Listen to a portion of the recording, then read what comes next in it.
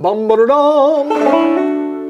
That drop C tuning just sounds so, I don't know, royal or something. Welcome to BanjoBenClark.com. This is your online home for learning how to play the banjo, the guitar, or the mandolin. I'm glad to have you today. Yes, we're in drop C tuning. We're capoed up 2 frets, so we're playing out of the C position with drop C tuning, but in the key of D to learn this great version of Soldier's Joy. I like it because it's got a lot of slides, a lot of hammer-ons, and it's got some really cool melodic stuff kind of getting up the neck. If you're watching this on Facebook or YouTube, here in a little while I'll ask you to go over to the website where so many of you have. Thank you. It's the place to be. You can watch all of this lesson and hundreds of others, and also download the tab to this lesson or hundreds of others. I have them in both PDF and TEF file format. And over there on the site, we're going to learn every one of the measures that I played slowly. Then I have another video segment where we play the whole thing through from start to finish. And then I have 4 different speeds of guitar rhythm tracks, so you can practice along and work up some Soldier's Joy for yourself. Let's dive in. Let's play some Soldier's Joy. Now we're capoed up to the 2nd fret, but we're in drop C tuning. So all that means is that I've taken my low D string and I've tuned it down a whole step. So if we didn't have the capo on, it would be a low C. Then I put the capo on, and if I make this partial C chord and strum all 4 of these strings, we get a C chord. Then we take the 5th string and we put it underneath the spike, or if you have a capo, on the 7th fret, so that it matches my note here on the 7th fret. Cool. Now we're going to start out there at the intro, and we're just going to make this partial C chord, and we're just going to pick it once for the first beat, and then we're going to do essentially 3 forward rolls through it, and then land on that B string. So the intro all the way up through the 2nd measure. Ready, go.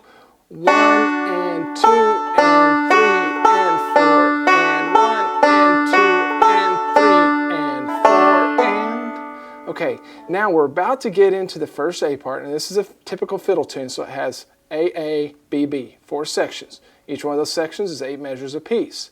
And what I like to do when I teach these fiddle tunes is give you kind of a standard A part the first time through, and then for the second A part, I'll give you something that's a little more spiced up. Same thing for the B parts. That way, if you can't play the second A part, you can always play the first A part 2 times in a row. Same thing goes for the B parts. But this way, it gives you a lot of variety as to what you can play. Now, I want to tell you right now, this is kind of a tricky song, but I want you to really pay attention to the right-hand pick notations beneath each one of the notes. Okay, a T stands for thumb, 1 stands for index, 2 stands for middle. Okay, we've got a lot of thumb in this one because it gets pretty melodic, and whenever we have melodic stuff, we have a lot of thumb. So we've got that little pickup. I'm still kind of making a partial C chord there at the end of measure 2, and I pluck together the G and the B strings and then do a little hammer-on. That's right there at the end of measure 2. Now for measure 3, like I said, we're going to be using a lot of thumb, and we've got this 4th string down tuned a whole step, so we're going to have to do some reaching here. Measure 3 sounds like this.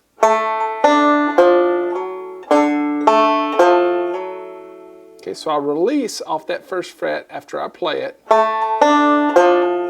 and slide from 3rd to 4th fret down there with my ring finger.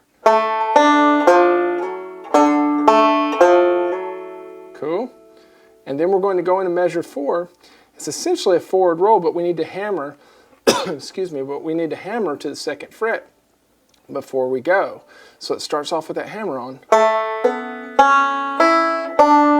You'll notice that that 1st fret on the 3rd beat, I play that with my thumb right here. Okay, and that's just to give us a little bit more speed, a little bit more power. You don't have to play with your thumb there, but I like to. Then we've got on the 4th beat of that measure, another pickup, and then essentially repeat what we just did in the 3rd measure. Cool. Let's just play measures 1 through 5 together slowly. Ready, go. 1 and 2 and 3 and 4 and 1 and 2 and 3 and 4 and 1 and 2 and 3 and 4 and 1 and 2 and 3 and 4 and 1 and 2 and 3 and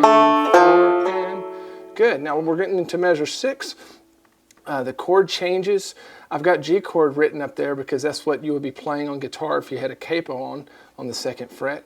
We're just going to fret one string, that low D string on the 2nd fret, do a forward roll. Cool. Then we do that same little pickup out of measure 6 and play this measure 7 that we've already seen twice now.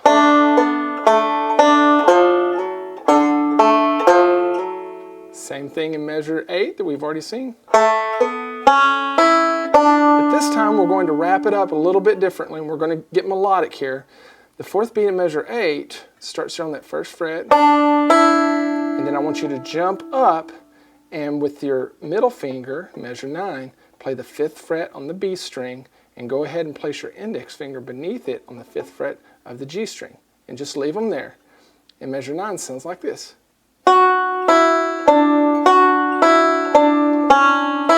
Okay, so I held them down till the next to the last note there. I release my middle finger, release, and then come back down for this partial C chord in measure 10. Then we've got another pickup. Now we're going to go into the 2nd A part, and I like this A part because we get a little bit more chromatic. Do some cool stuff like that. Plus, we're going to get more melodic. Cool, let's check that out.